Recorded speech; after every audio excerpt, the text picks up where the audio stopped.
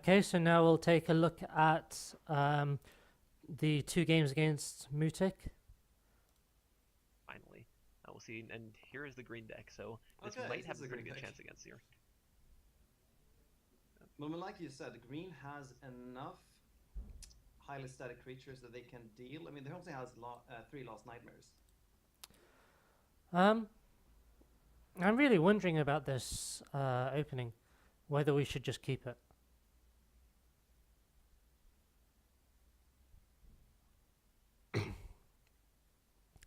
I mean, the Windborn champion is MVP in this matchup, but I think it's probably too greedy.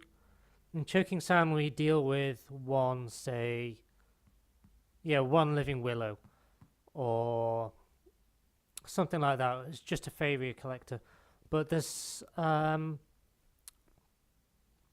if green comes down any of these sides and starts to develop, two, maybe three threats, this hand is just going to be far too slow to deal with it. So I think it's right to throw it away on this occasion.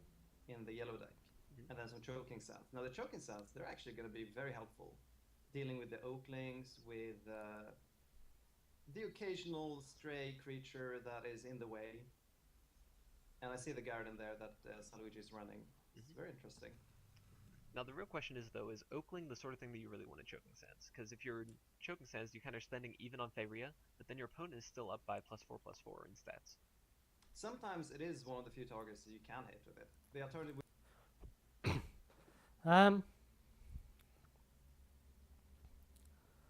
So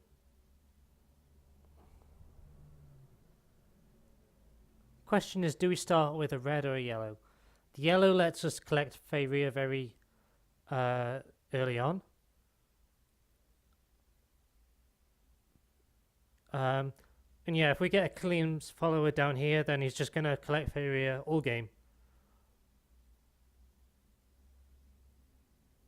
So we can simply play a yellow land in, say, here. And we wait to see which way green will go. Most likely here, and play Oakling. And then we just play yellow land, explore, and come take this Faeria well. And for the next 5 or 6 turns, this follower will just collect Faeria, which I think that's pretty good. So yeah, Tiki Caretaker. Mm-hmm. I'd personally be reluctant. there's an argument that we could try and get Garadan out as early as possible. It's very strong in this matchup. So yeah, that's what I go for. But I actually think that the Kaleem's follower play is better. The line, which can be very difficult to do. Um, but I I mean, think for now, he's not definitely going to go for a Choking Sound because he doesn't have one in his hand, and he's building with mountains first. starting off with the mountain looks like possibly to play the Garadon if it comes in. Now Living Willow is a great target for that Choking Sand if it does come down. Oh yes, this is a much better target. And it's just that sometimes the player will preemptively buff the Living Willow if they know that their opponent is running Choking Sound. So the question is if Moutik here has an inkling of an idea of what Salugi is playing. Yeah, and I think I know if I was in this sort of tournament, I'd probably be watching the stream and that sort of thing. Even though it's on a delay, you still pick up a lot of information about players. And I think this is a slight misplay. We should play yellow land here and then explore here. So we can just play the follower like this still. But later in the game, we get these the Windborn champions on this square to come down and hit this orb. I think particularly because we have a red mountain here, we should go for the yellow land by the orb. that happens in live tournaments too. So Magic tournaments, that sort of thing. You always see people walking around the top tables and trying to figure out what decks are being played. So you just have a little bit more of an idea when you go into the game. And occasionally you try and recall what you've faced when you're facing these players on the ladders, because these are generally top players. You will run into them if you're a god rank player, and you can take some notes here and there in the event that they are using similar decks. Yeah, absolutely. And we mentioned that last game we saw Salugi versus Nightingale. And even though both of them were already locked to the top four, it's kind of interesting to see the plays that they make. And I almost felt like they were kind of baiting out plays from their opponent, like figuring out how your opponent would react in that sort of situation. So it was really interesting to see that kind of back and forth going on in that game. yeah, the very highest levels, you need to scout the opponent's deck just as well as you need to beat it when you have several rounds ahead of you. But we see here the Kalim moving in already, dealing with the Oakling. Yep, and that's just obviously to prevent the sort of buff or something to make this trade a little bit more profitable for the Oakling. And we see the Tiki Caretaker probably would have been able to do just that. Mm. Now, he's already almost up to 5 forests here, and he can set up his Therians, which will be relatively hard for Salugi to deal with. He could waste Last Nightmares on them, but there are 3 Therians in his deck, I assume. And then we have the Verduran forces. So already we have more powerful creatures than there are removal to deal with. And this is a really powerful turn for Moutik, because at this point Salugi pretty much has to use the Last Nightmare on the Grove Guardian.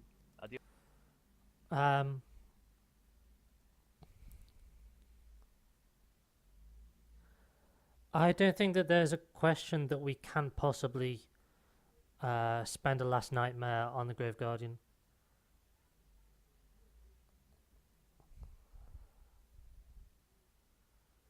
I mean, we know that there's something in his hand that has a Oakling buff.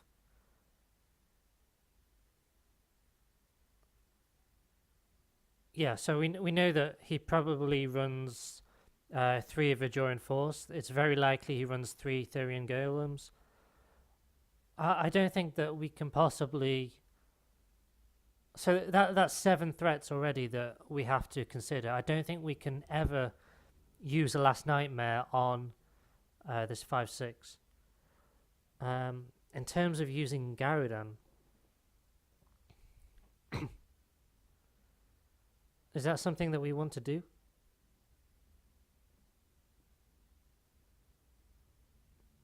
I think Garudan's very strong in this matchup, so I don't think it's bad by any means,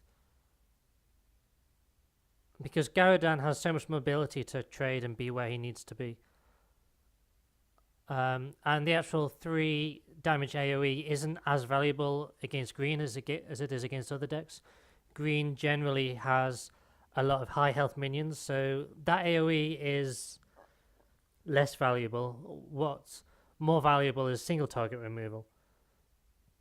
So I quite like being aggressive and just playing the Garudan more as kind of a tempo play than anything else. And also bear in mind, if we trade in here, or if we don't trade in here, then he trades and buffs this and it's out of Garudan range. So we have 2 options. We either Last Nightmare or we Garudan. And I really don't think we can possibly spend the Last Nightmare here. So that just, by process of elimination, we have to play Garudan. And I don't think it's bad. I'm interested what the commentators think. The only other option is to trade in the Kalim with the Garudan, which isn't really the play he wants to be making. So at this point, Salugi just needs to kind of play the Last Nightmare, and he's going to be retreating a little bit after that, because otherwise this Therian Golem is going to come down and just offer that same trade once again, which isn't what Salugi wants to be doing at all. I mean, yeah, he doesn't know whether or not his opponent is running another taunt, for example, to lock that the Kalimian place. What he could do, though, is play that Last Nightmare and then move 1 tile forward if he'd want to get in a land near his opponent. Right. That's a really interesting consideration.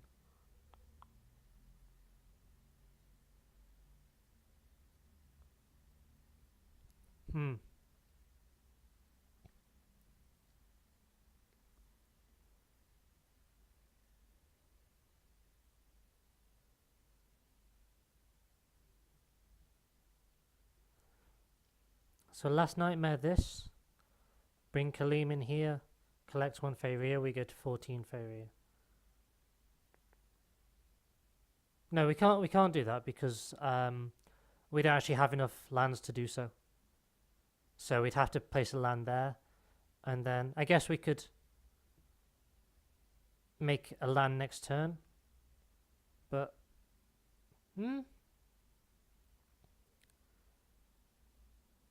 maybe it's okay. It's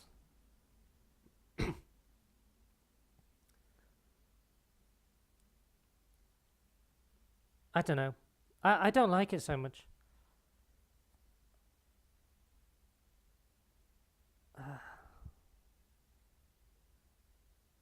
I just feel like this last nightmare has so many great targets. Spending it on a 5/6 is just too little value.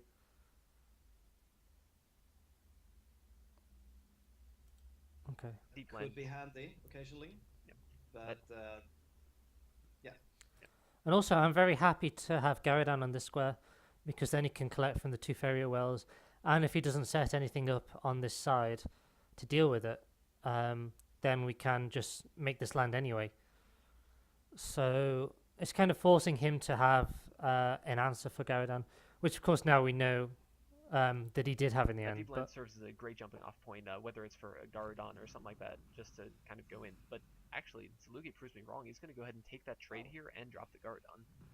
What do you think of that one? I think that's actually really interesting. He's very cautious there. He's saving the last nightmare, assuming that Moutik has several high threat creatures in his hand, I presume. well, the thing is, we know that he has at least one high threat creature in his hand because we already saw Oakling. So imagine if he had a Vajorian Force, then that's an 11/11, and that just wins in the game if we've already used the last nightmare. So I just don't think that.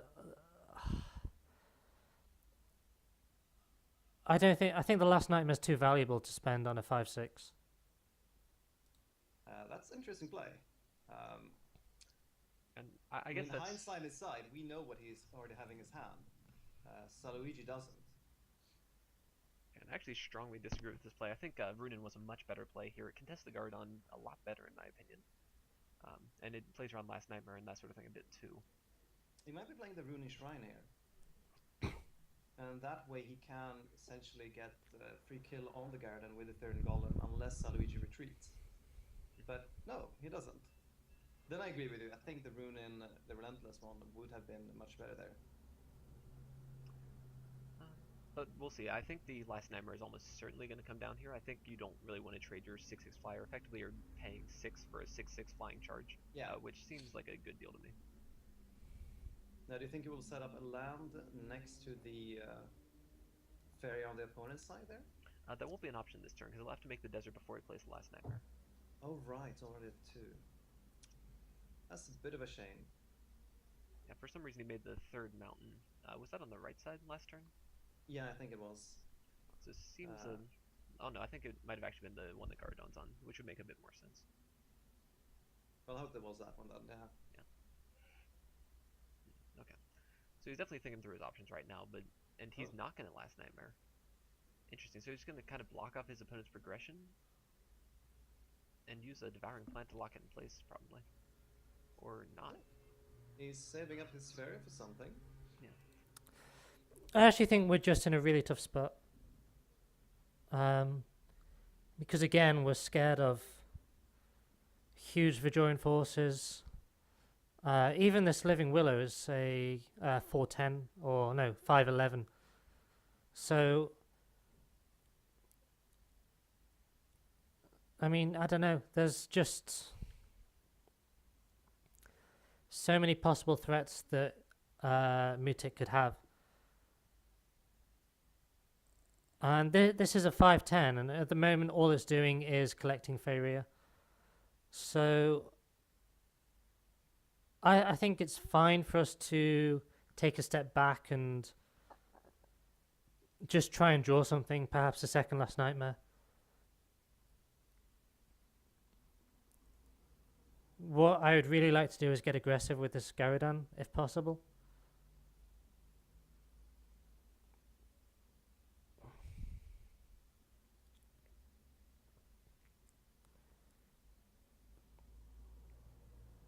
Yeah, I don't know. I mean, seeing the hands, I don't see how we can possibly win this game when he draws this well.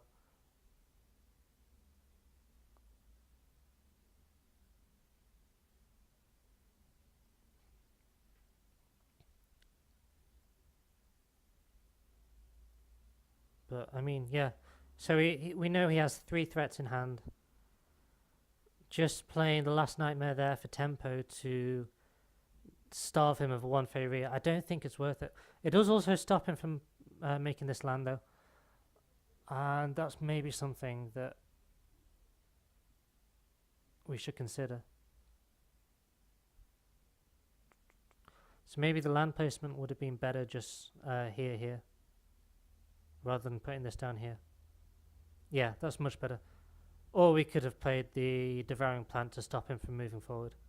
So this was a mistake to leave this land empty, or leave this land available.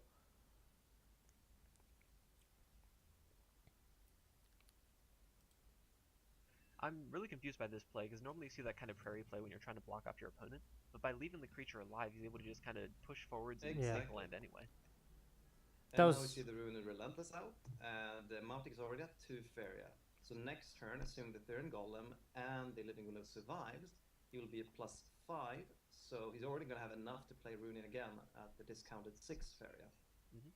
Now, one thing we always say on streams like this is that Runin, the last thing you want to do is play him in the center of the board. But by setting up this aggressive forest, this Runin is going to be a threat again and again and again over the course of this game. And I think it might just be enough for Moutik to grind out his opponent just by itself. Yeah, I think we can actually just concede at this stage. We can't deal with this, and yeah, we should have played more defensively, because this is how green generally wins against this deck, by getting a land near the orb. And yeah, it was definitely a misplay to put this prairie here instead of here, as we mentioned, and we get punished for it, which is fine. Because you can't leave that Runin alone now. And the issue is abusing last 9 more or less control. I don't think that Salugi has a fast enough hand to really punish. Yep, that But- sounds about right.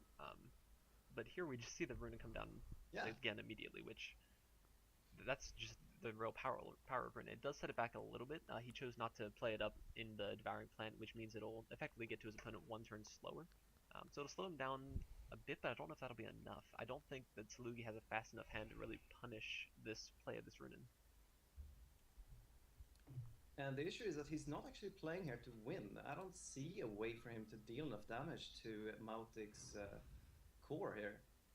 And at the same time having to deal with the Runin, it's going to be really hard for him. Right. And I think if I were Moutik here, I'd probably be making a few prairies just to kind of block off my opponent's progression. But instead he chooses to gather the Fabria, pretty much guaranteeing he'll be able to play another Grove Guardian next turn no matter what happens. So we have 2 Wind Soldiers in Salvigi's hand, and a Defender of the Homeland. And this is the problem for the yellow deck. They just can't deal with all of these massive threats coming down. It's great at dealing with things like Yellow Rush, which have a couple big threats, a couple small threats, that sort of thing. But this green deck is just huge threat after huge threat after huge threat.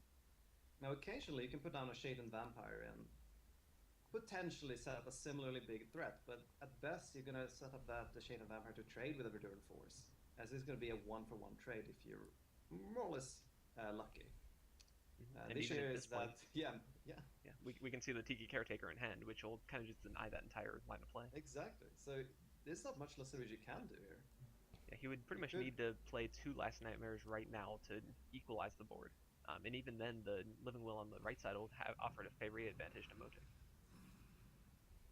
And instead he's spending 3 cards here to remove a Verdurant Force. Yeah, 3 cards and 6 Favoria, so basically just a 2-card advantage. And he's really going to push for this Favoria advantage on the right side, hoping to get something going in his advantage. But he still hasn't dealt with his Runin either. I think that's fine. We can wait 1 turn with Runin and put Defender of the Homeland down. So maybe just deny him going to face for an extra turn. And by playing this Choking Sand, we get control of these 2 Faria Wells.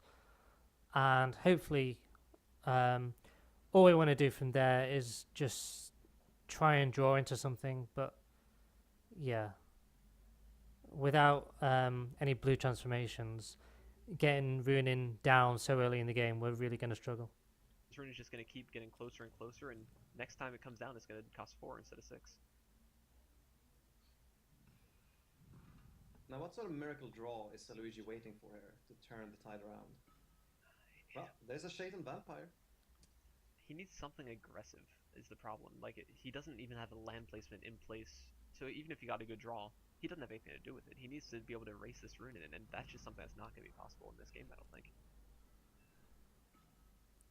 I think we should be building yellow, probably a yellow land here, or maybe here. Just in case we draw into the Windborns and we have some sort of counter. But as we know, he has the Grave Guardians, he has Ruined Shrine.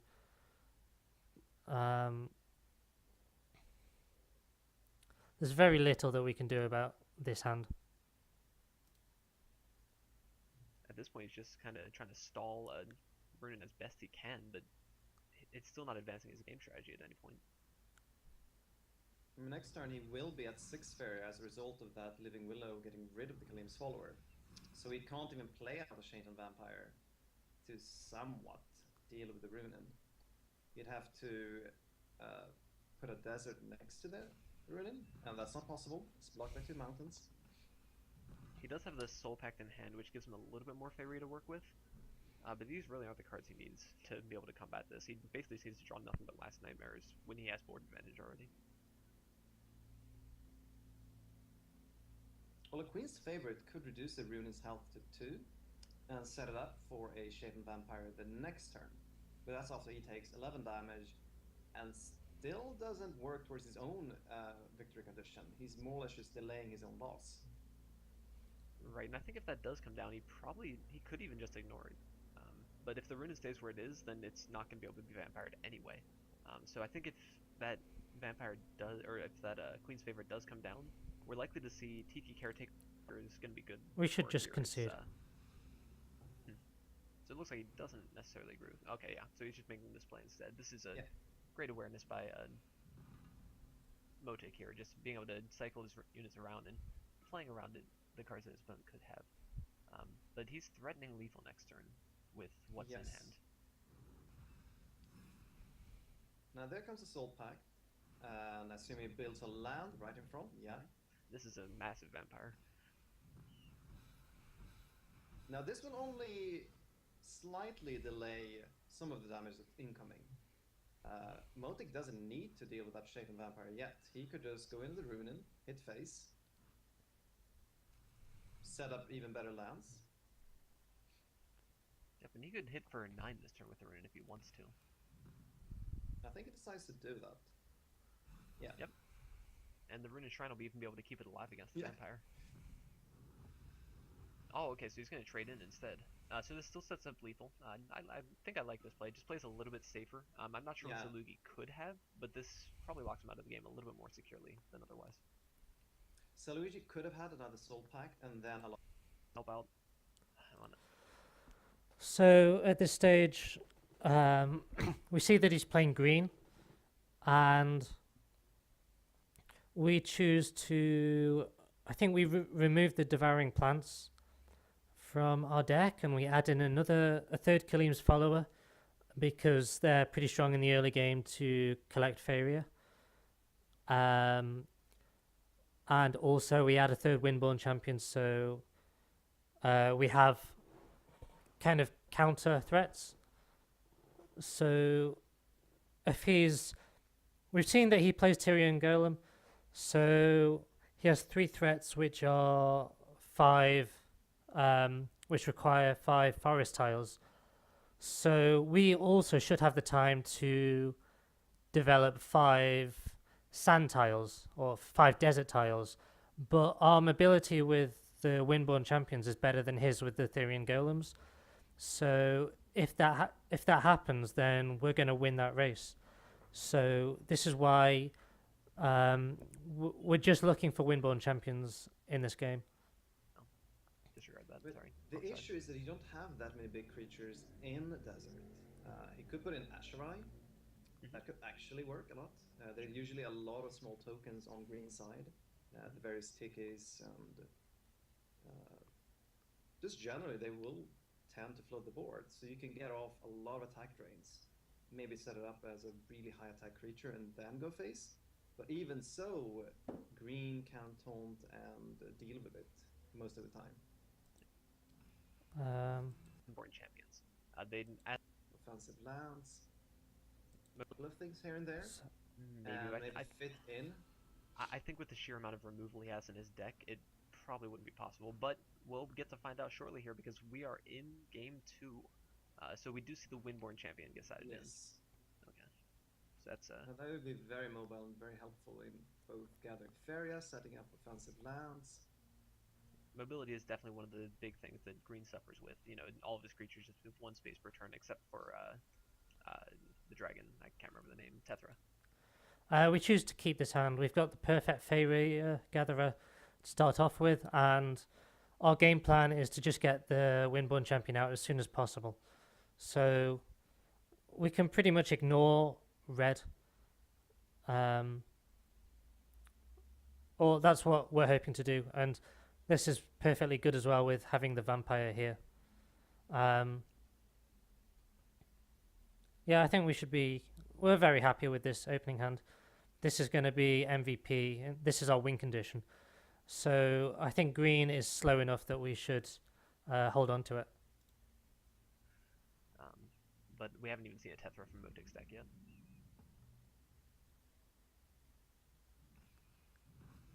And in Moutik's hand, we see also Queen's Favorite. I don't recall seeing that in the previous game, but could have been a sideboard card.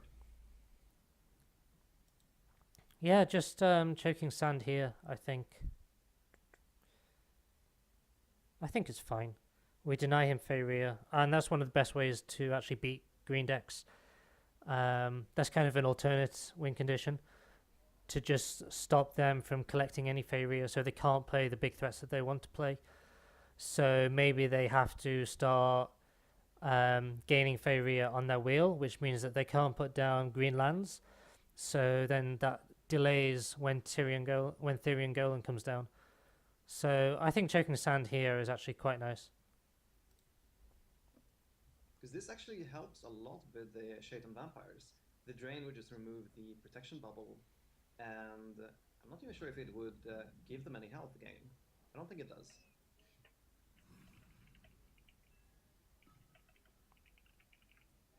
Okay. People who are mentioning that thing in chat, thanks for that. It's being dealt with in Discord. So I'm going to go ahead and delete these messages here. Alright.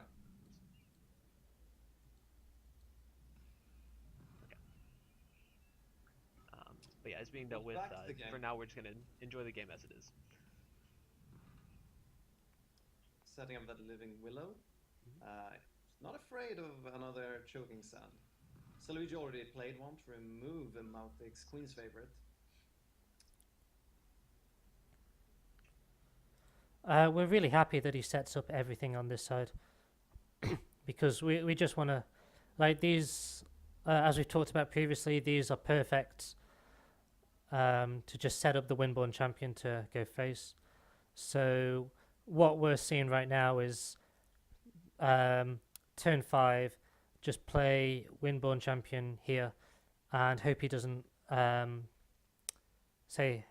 he hasn't developed any further here. We're already fairly sure that he's going to play a prairie here or a green tile here. If he has, it's quite a tell, I guess, because if he has Therian Golem in hand, he'll play a green tile. If he has 2 prairies, then he'll play prairie.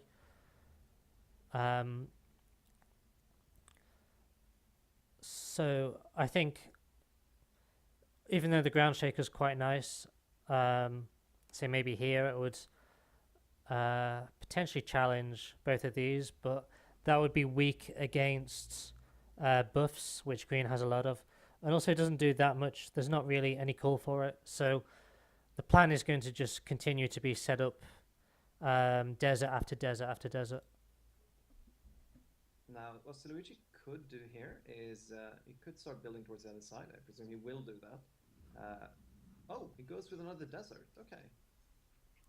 This is actually quite a big tell. He's basically telling Moutik now, I have Windborn champion. So if Moutik didn't know this before, he knows it now. I almost wonder if he's kind of bluffing into, oh, maybe I sided out all of my red cards too. Because, you know, seeing this many deserts, you don't really expect to see this sort of change. Yeah, that's actually a potential ruse coming from Salugi. Because the ground shake wouldn't actually do anything for him just yet. You want to play that as you go in for a trade. It helps you remove something. Like, for example, Shade on Vampire, maybe like Queen's Favorite, set up the ground shaker, and reduce the health of the Grove Guardian. We can have a think about land placement here. In a race, we probably just about win, but we really want to deny that he sets up a forest here. So actually, I think if we're playing the desert, I think that this is the spot that we should go for. I think that's better. If he sets up a forest here, then I'm not too bothered about it. But if he sets one up here, then he can attack within one turn. And we don't have any Last Nightmares in hands. So I actually think that the correct position for the desert would be in this spot. Unless, yeah, because he can always move with this as well. So yeah, I think the desert should go here. Just enough to trade away. If you're Salugi here, do you start racing right now? You have the option of playing the Windborn Champion right next to your orb on the right side, and moving the Grove Guardian back a bit. That'll be able to go in next turn, and you can follow that up with another Windborn Champion. So you could just move the Grove Guardian twice, put it all the way against the left side, and hit for 10 next turn. I really like that. I think that would be a pretty good player, because he also had a second Windborn Champion already in hand. So you can just keep up the aggression. Right, and he can play both of them.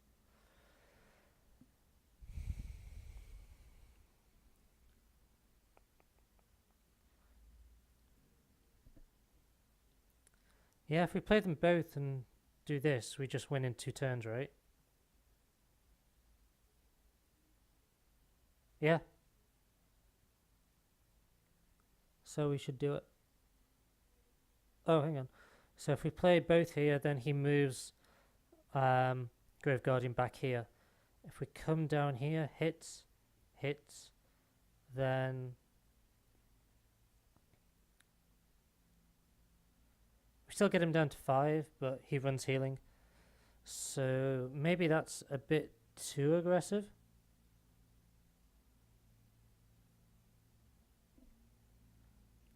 Windborn Champion, and this is here. Then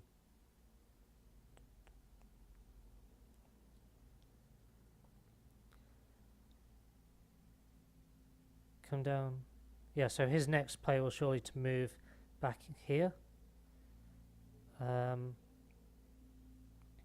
the other question is, what if he just plays a taunt here?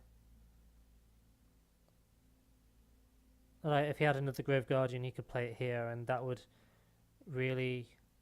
We'd really struggle with that.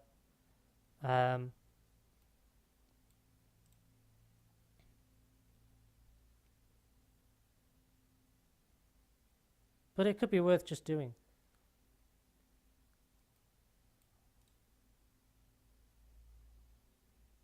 So if, let's say we do it, he comes back to here. Next turn he moves there. We come in hits, and then next turn he comes in and trades. So we only get 15 damage, and he can also trade again the following turn. So I think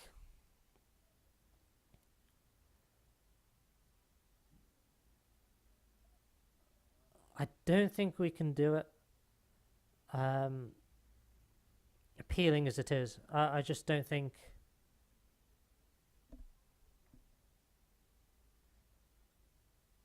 Yeah, I don't think it's possible.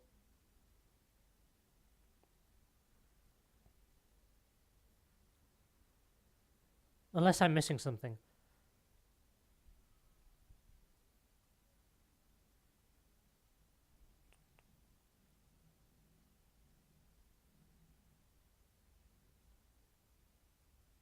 Because we can't advance this up to finish this off.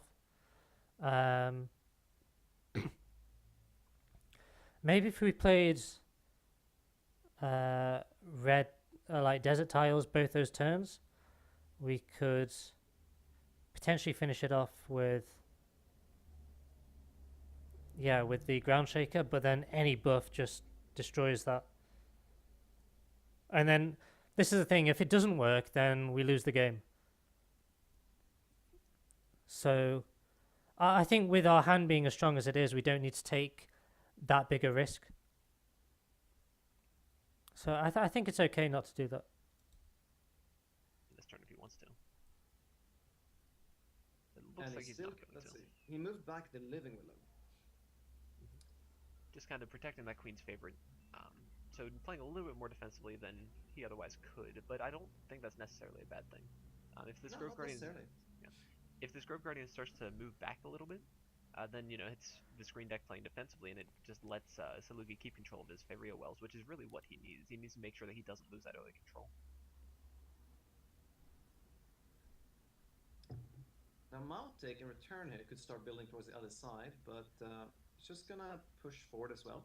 Now green can also go aggressively in this sort of matchup, in a control matchup, because their creatures are gonna be a lot harder to deal with. Sure, he can throw down nightmares on the Therians and the Verdurn forces, but as we said before, just is way too many of them to deal with efficiently. All right.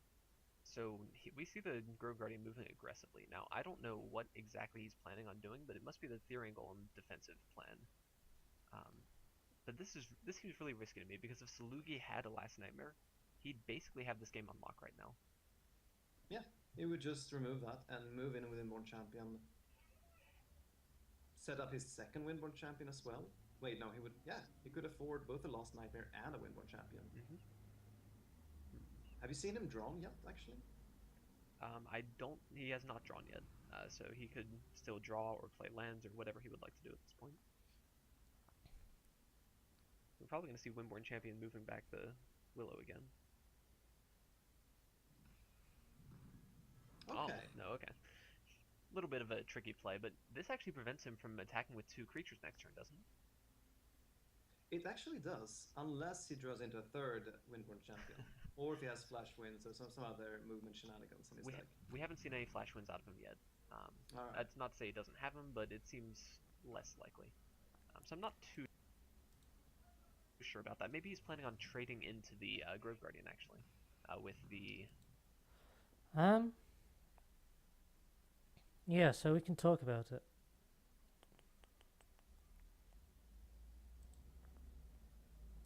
As we said before, just this.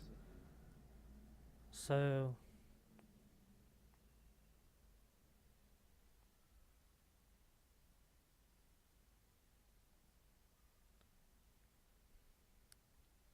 maybe it was better to play it here. The thing is, this whole runway is so clear. No. So,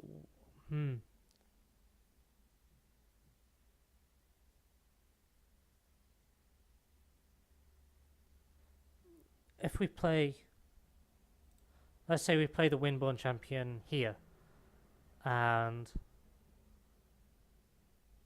yeah, we set up to do 10 damage next turn, but that's not necessarily going to win us the game. I kind of see this more as like 5-3 damage. We collect the Faeria, which is fine, and we also start controlling these long diagonals, which I think is okay.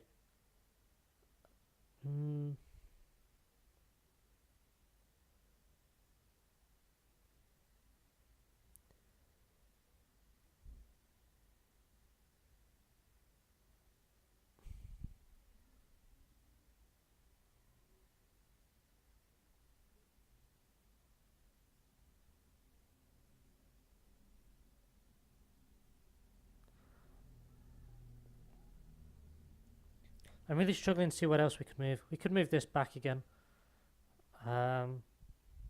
which is fine. I think I don't want this to come onto this land anyway, because it just trades with the 5/6. So say next turn if we left it here. He goes down to 5 life. This trades with the 5/6, and he heals for 5.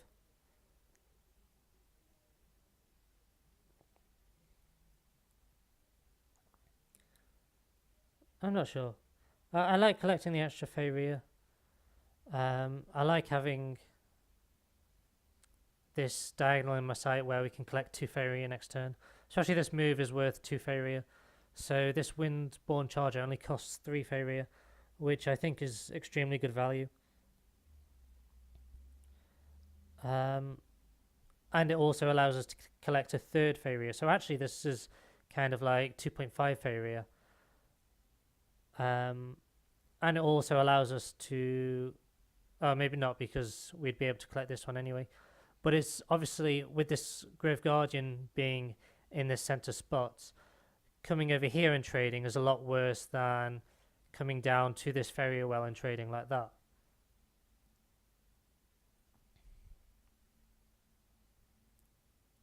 Would like to do at this point. We're probably going to see Windborn Champion moving back the Willow again. Okay. Oh, no, okay. A little bit of a tricky play, but this actually prevents him from attacking with 2 creatures next turn, doesn't it? It actually does, unless he draws into a 3rd Windborn Champion. Or if he has Flash Winds or some other movement shenanigans in his deck. We haven't seen any Flash Winds out of him yet. Alright. That's not to say he doesn't have them, but it seems less likely. So I'm not... I really feel like a Vajoran Force here would have really crushed us.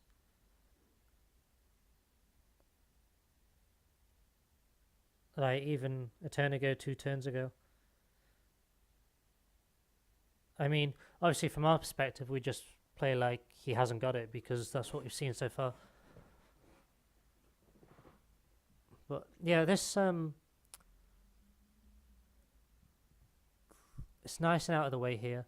If he plays a Grove Guardian, then we have the option to just trade, play Ground Shaker, and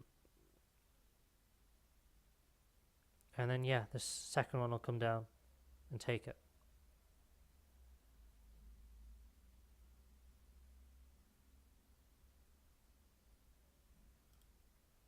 Too sure about that. Maybe he's planning on trading into the Grove Guardian actually, with the Ground Shaker and the Windborn Champion. Right. Yeah.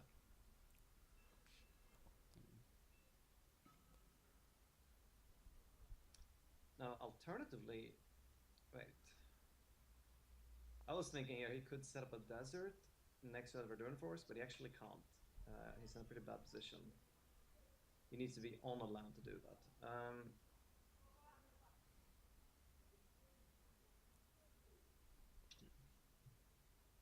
Yeah, this Verduran Force is a really awkward play here. Salugi doesn't have a good way around it, unfortunately. Okay, so what do you... No, it He doesn't could. work. I don't think he has drawn yet. He could draw for something, hope to get the Eternal Nightmare. Right. But then he can't play the Ground Shaker and deal with that Grove Guardian. Right.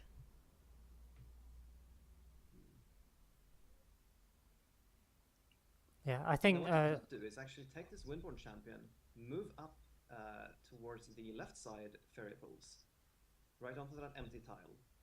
Okay. Set up a mountain over there and summon his Ground Shaker right on it. He wouldn't remove the Living Willow, but he could put 5 damage in on it. So I like the movement plan. I'm moving a 5/5 over, and he is going to do that with the other one. I'm not sure about playing the Ground Shaker, though. I'm not sure if that's really what he wants to be doing. Oh, but with, yeah, taking double Ground Shaker, of course. Okay.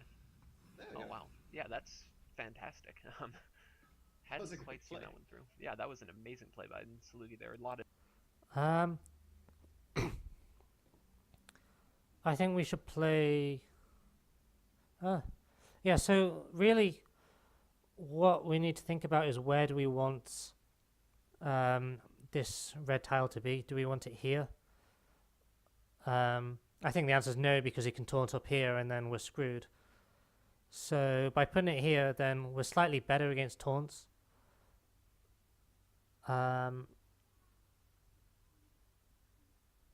Yeah, so I think that's how. Yeah, I think this is correct because we still want this to be as aggressive as possible, and it's certainly a shame that we can't get. Ooh, no. Yeah, because we couldn't develop a land anywhere around here. So I think we just make the most aggressive land that we possibly can with this ground shaker, which is unfortunately just by this area well. But we're just going to try and progress it as much as possible from this point onwards. Tricky movement and that sort of thing, but he manages to nearly clear his opponent's board and take control of all the Faria wells.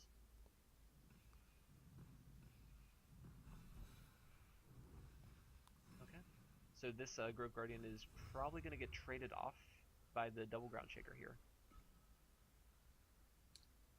Yes, I was thinking if he could do some sort of Shaden Vampire Schnagen. He could. Add one more Faria, he could play the Shaden Vampire, remove 2 health, and then trade in the Ground Shaker and the Queen's Favorite. Yeah. I really don't like trading in both the ground shakers for this one. I know it's 2 cards for 2 cards. The ground shakers are my. Aside from Garadan and the vampires, are the biggest threats that we've got. And we do have this option to come and collect this fairy over here. So we can trade, and just play the vampire. What I actually think is we should come in and trade first. And then after making these 2 trades, we should just set up a yellow tile here. And then play the vampire here. Although,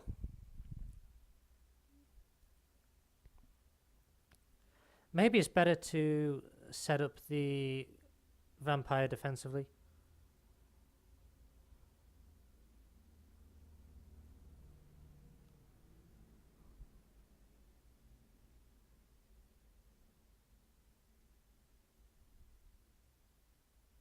I think it's still, even if it's here, if it needs to be defensive, it's still in a good position to do that. So I actually think it's fine to set it up here. So we shouldn't draw the card there. We should just make this play. I think I was just too fast in drawing the card. As in, I didn't see an immediate solution, so I just went for it. When actually, if I thought about it a bit more, we could trade in here, make this trade, and then set up the vampire here. And it's both threatening and defensive in the center of the board, so that would be great. Okay, and then move that other ground shaker towards the right-hand side of the board to gather Faria. I think I like the double ground shaker trade in even more though, because those ground shakers aren't really doing that much for you up close there. And if you're going aggressive with this Windborn champion, you have the option of setting up an aggressive desert and getting value out of the vampire that way instead. The alternative, of course, is maybe we set up the vampire here and make this trade, but we play double prairie here and just be very aggressive. We can start setting up lands in one of these 3 spots and really switch from defensive mode to attacking mode. He's going to have 4 Faeria next turn when we deal with this Grove Guardian, which I don't think is enough for him to do anything of note. Yeah, of course he could feed the forest, say this. I don't know. Yeah, that could work as well. So I think right now he had to run away, of course, from that Therian Golem. Oh, and actually no, he can still make that vampire play if he wants to though, because this collects him the extra Faeria that he needs for the vampire. Oh yeah. And it looks like he's gonna do that.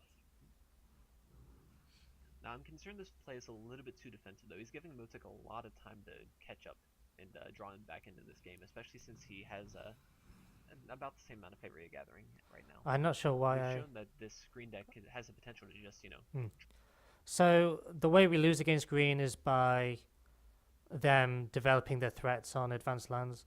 So I guess this movement was kind of to deny that. But, I mean, I don't think it's necessary.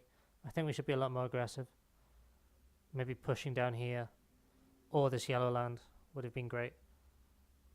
I mean, if we play the yellow land, we can still do this to cover his land. But, I mean, if he wants to play a threat, then he can just do that here.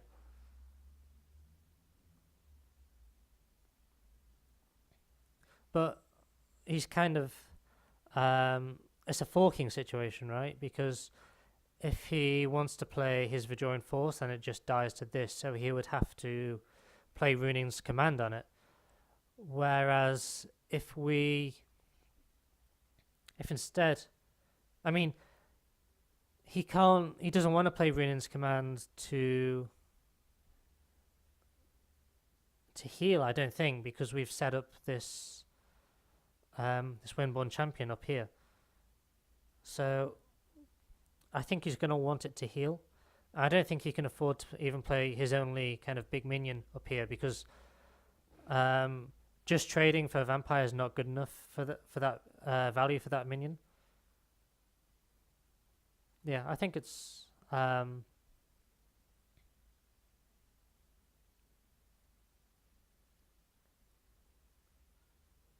think we've put him in the spot where he's going to struggle.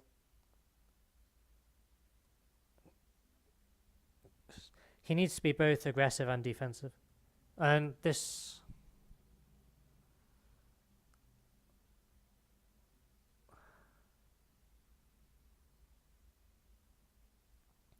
This would be really bad if he had, like, Living Willow or something like that.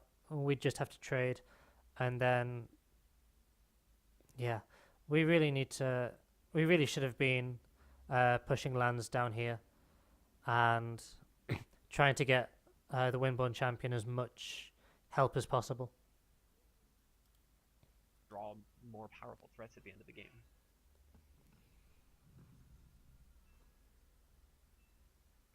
And like that, we have another Vajoran Force that is Windborn Champion has to deal with. Currently can't deal with it. Right, and it's even getting hard for this Windborn Champion to have a space that it can be effective from. You obviously want it in the center of the board a bit, just so it can use its charge ability to be very maneuverable. But he can't stay on his opponent's side of the field at this point without being traded off easily. So he's going to have to retreat pretty much directly back somewhere. That is what he's going to do. I'm actually surprised he didn't move up one more tile onto that mountain, so he could then go to the middle of the board the next turn. I think this is probably good enough for what he's trying to do, because this way he can also gather up in the top left if he wants to. So kind of have a top left pattern all the way to the edge of the board, then down towards the opponent's face, and then back into face if he wants to. So you can kind of re-centralize it that way, I suppose.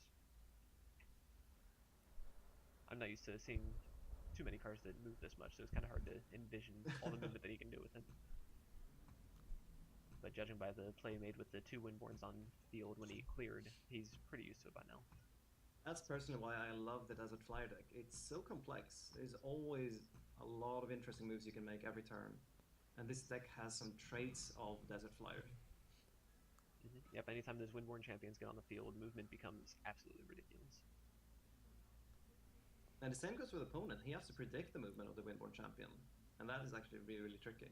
Yeah, especially in a game like Fyria where, you know, your predictions or your reads and that sort of thing, they can matter, 5 turns down the line, depending on your land placements and all that. For example, here, Moutik sees that Windborn Champion. He knows he can go to the left side. So he moves... Well, Therian would move down anyway. But you might want to block a land here, for example, like that, with that Oakling. Oh, he decides to just get Zephyria. If the Oakling landed on the Living Willow, we might have been in a more difficult spot. But we still have 3 Last Nightmares in the deck. So, yeah, there it is. Now we do have a Last Nightmare here, and that's definitely something he wanted. The question is what target he does Last Nightmare, because the 7/7 isn't really doing too much right now. Obviously he's being defensive, but I think he might be going more for a slow press forwards. At the same time, with this Runin in hand, he isn't going to have that much time to do it. He needs to get something going pretty quickly, but he probably doesn't even know that yet. So what do we think about Last Nightmaring this? Denies him 2 failure at turn, so next turn he goes up to 7 failure.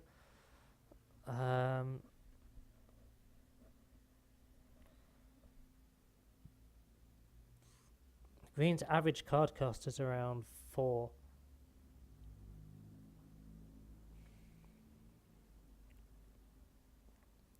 So this is the difference of him being on 7 failure and 9 failure. So with 7 failure, he could potentially put down 2 threats.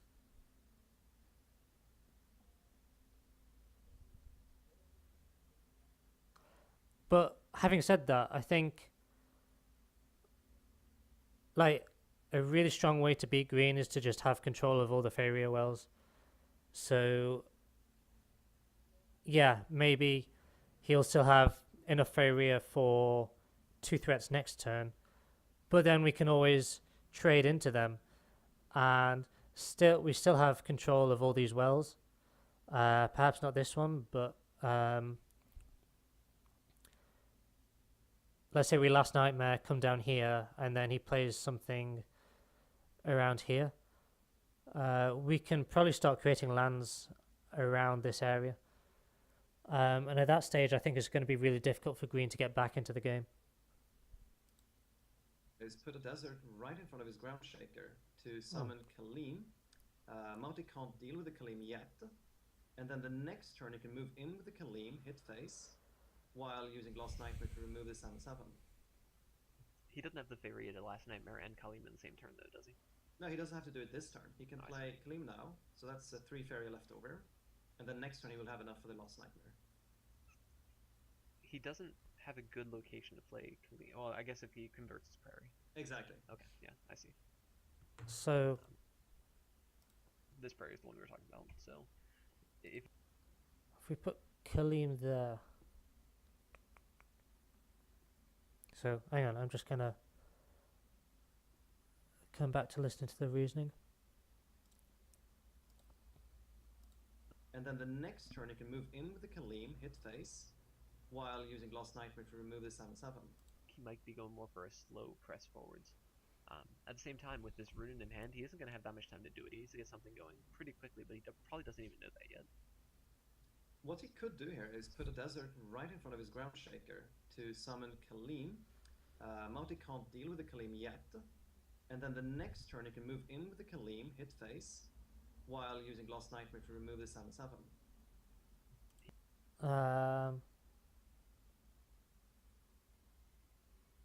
Yeah, so we can't put it here, so we have to put it here. So we can't put Kalim down yet. But I don't think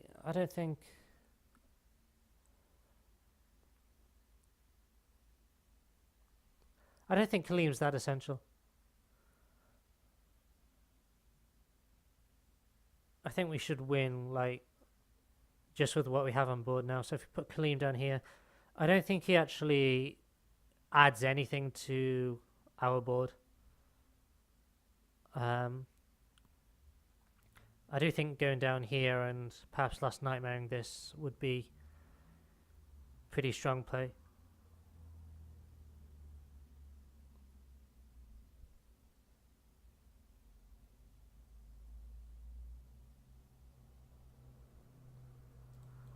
He doesn't have the failure to Last Nightmare and Kalim in the same turn, though, does he? No, he doesn't have to do it this turn. He can play Kalim now, so that's 3 fairy left over. And then next turn he will have enough for the Last Nightmare. He doesn't have a good location to play Kalim. Well, I guess if he converts his prairie. Exactly. Okay, yeah, I see.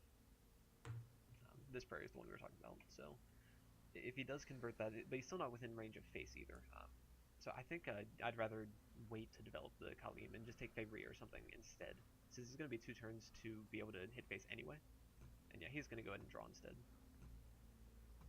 Oh, double Last Nightmare. Yeah, so now we draw the second. Last Nightmare on this. Now we draw this Last Nightmare. I think it's fine to get rid of this. 7/7.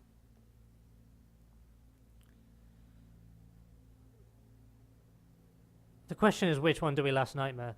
The 7/7 or the 5/10? And neither of them are doing anything particularly.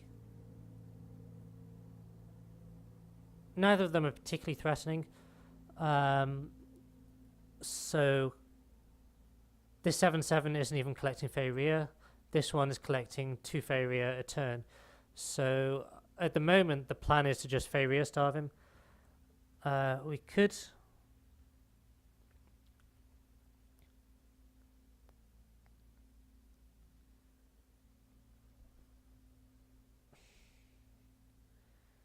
Is it worthwhile to put this down?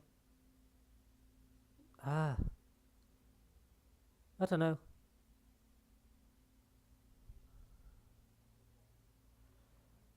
I don't see the 7/7 as much of a threat. We have plenty of things that can trade with it.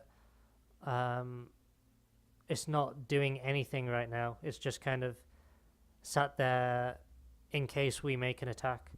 But I think we can just last nightmare it when we do decide to make an attack. Whereas this denies him Feyreer, so we can't. Stops him from being able to put down more defensive units. Maybe not next turn, but the following turn. So yeah, I think I prefer last nightmaring this. I could be wrong. And yeah, I think I definitely want to progress with the vampire. 7/7. Just Definitely prevent. move in aggressively. Oh, no, 5/10. Interesting. So I guess that allows him to get this Collier's follower down and start pushing forwards towards the extra Feyreer well. So trying to control all the Feyreer wells now. I mean, this will be very helpful because now we get +7 Feria next turn. So at 8 Feria, he could. Well, currently can't do anything special with that. But we'll see what he draws into. Now let's see. Okay, so at this point, Moutik is. Salugi is almost certainly going to start getting aggressive. He can pretty much forsake the Kalian's follower on the left side. Just go in with the Windborn Champion and attack for 5, while creating lands for the Ground Shaker to come in as well, and start threatening that next turn. All the while playing this last nightmare on the 7/7. Yeah, and then it's going to be very hard for Magic to respond.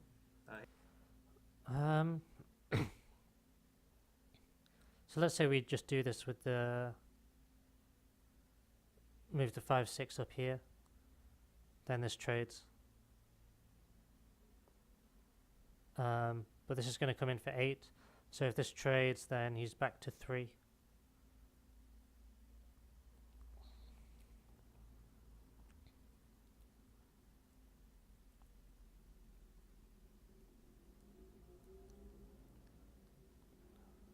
But he can taunt here or here. He can. I don't want to sacrifice our most kind of aggressive unit or second most aggressive unit. Right now, because of its position, this has more value than the 7/6, which is an additional turn away from hitting the face. And also this can come in and deal with this, particularly because we have Soul Drain and Garadan in hand.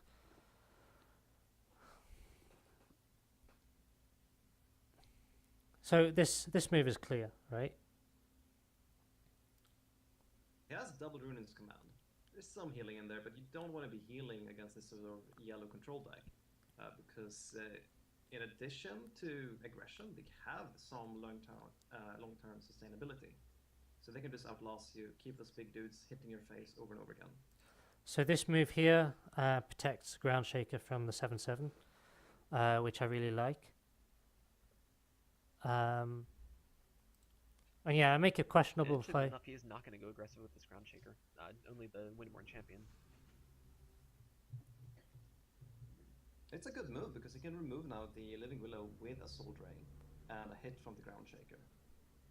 So one interesting thought, do you even want to last nightmare the 7/7 right now? It's not going to be home in time, just with what is on the board. Except now the 7/7 can trade into the Kaleem Sky Prodigy. Yeah.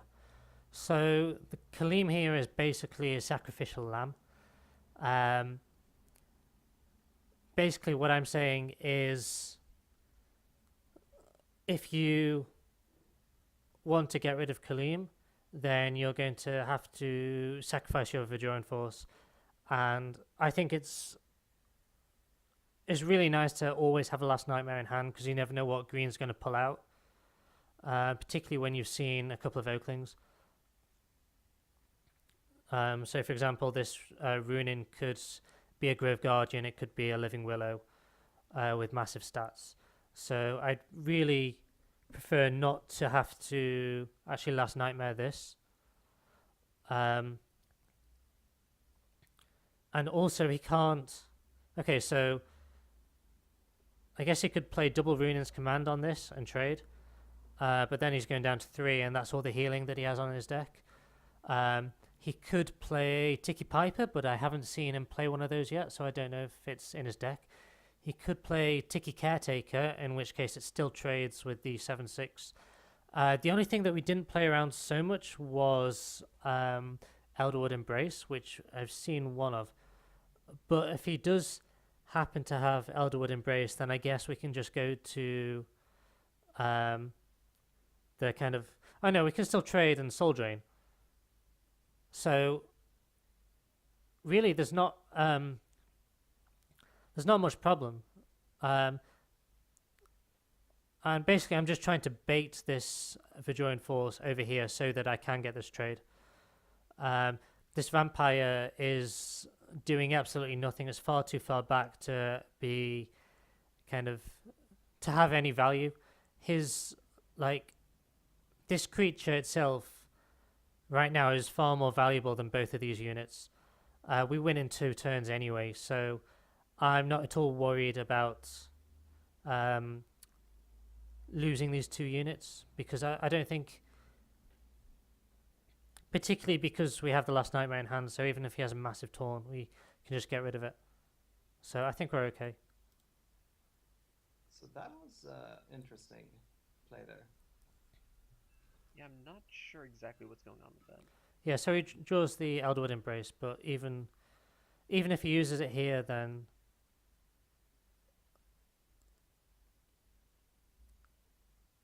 yeah, even if he uses it, then he can't do anything. But if he trades and then plays the Elderwood Embrace on this and comes back here and trades, then maybe we're in more of a problematic spot. I guess this is when we just Last Nightmare, trade here, and then we still have 5 to the face and 5 to the face next turn. Yeah, I think to do that, he's gonna have to put his 7/7 in a position that'll be traded by the 7/6, the Vampire. And this Runin can just get Last Nightmare now. Oh wow. Yeah, so I think by actually making this play, it doesn't seem to make a lot of sense, but I can't think of any answer that green has which could actually deal with it. Because we did have the mana to play Tethra. So...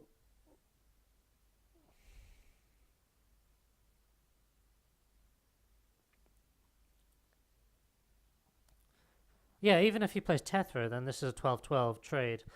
And then 7/6 trades into that. And do we have enough mana for Last Nightmare and Tethra and Soul Drain? No, we'd surely just Last Nightmare this what would be a 12/9. And then yeah, not worry too much about Tethra.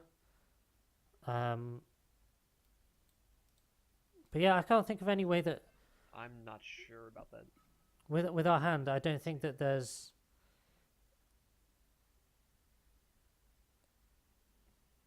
I don't think there's any answers. Or we have the answers to everything that green could have done to that play. So I like it. There may have been a better play, I'm not sure. But... What he needs to do is he will, after this Kali moves forward and attacks, this Ground Shaker is also going to move forward. He'll be able to taunt that up with the Living Willow, so I guess that kind of counteracts the Ground Shaker a little bit. But he'll still be having to deal with his Windborn Champion and potentially a Kali's follower. Now Salugi is thinking through all the potential moves he can make here. potentially considering trading maybe the Ground Shaker and the Windborne Champion into the Runin, and then using Lost Nightmare on the 7/7 to completely remove all of Moutik's creatures. But no, he just decides to go in for face.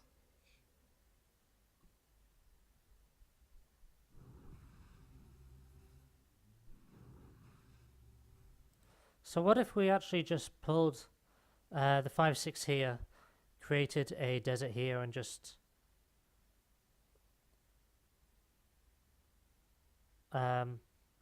put Kalim's follower in this spot?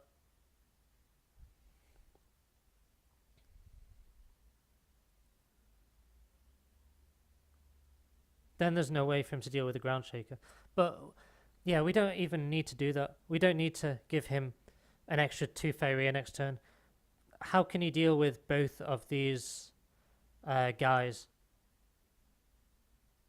If we just play here and Soul Drain, then we don't need this Ground Shaker to hit face to win. We win just by using the Windborne Champion. So I think it's perfectly reasonable to completely limit his plays by getting rid of the Willow.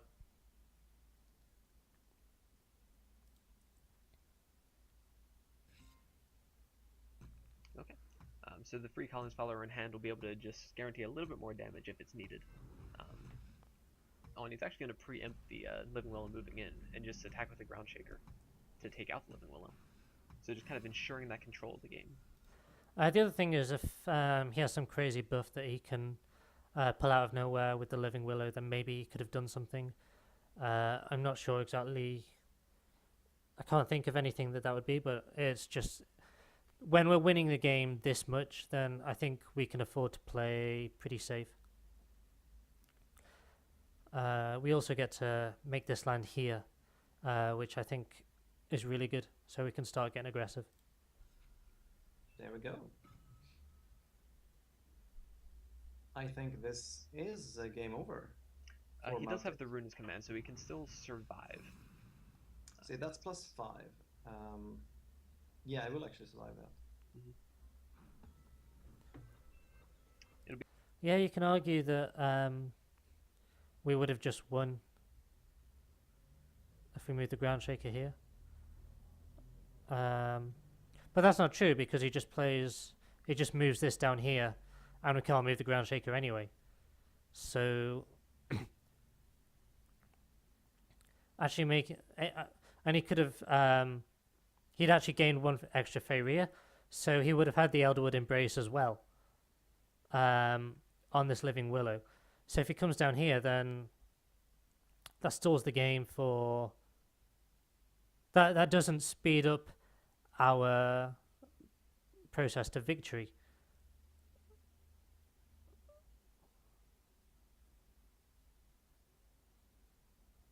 So yeah, I think that was fine. We probably should have moved this forward as well, but that's probably something that we just forgot to do. Yeah. Be interesting to see if Salugi chooses to trade into the 7/4 instead now. But I think the face damage is just too valuable to do that. He can move his Windborne Champion up onto that forest tile, and then hit face again. No, I think and the play. Be able to drop an aggressive mountain over on the right side. I think the play has to be to just play the Kalim's follower here to block this coming in and trading, and we can move this down here as well. That as well to get a Ground Shaker in there. You can even attack with Kalim's follower. Yep, so this are the two options. It's whether you want to develop the Ground Shaker or attack with Kalim's follower. I think you can save the Kalim's follower for the following turn. Okay, so Salugi decides not to. Okay, so by attacking with this follower here, he protects his 5-power creature and makes sure that the Verdurn Force can't trade into it. At the same time, he's able to move this Ground Shaker forward. I'm assuming he's going to do that now. And have 2 lethal creatures threatening, which I don't think Moutik is going to be able to deal with. It makes more sense to put this is a very good move here. it there. And he could even, yeah, Moutik realizes it was Kanda over there. All right. So, Okay. That was the end of the semi-final. But yeah, I feel pretty confident that with the 3 Windborne champions in the deck, we would have gone on to win the third game anyway. Providing we played well. I think our deck was a lot better teched towards green than it was originally after sideboarding.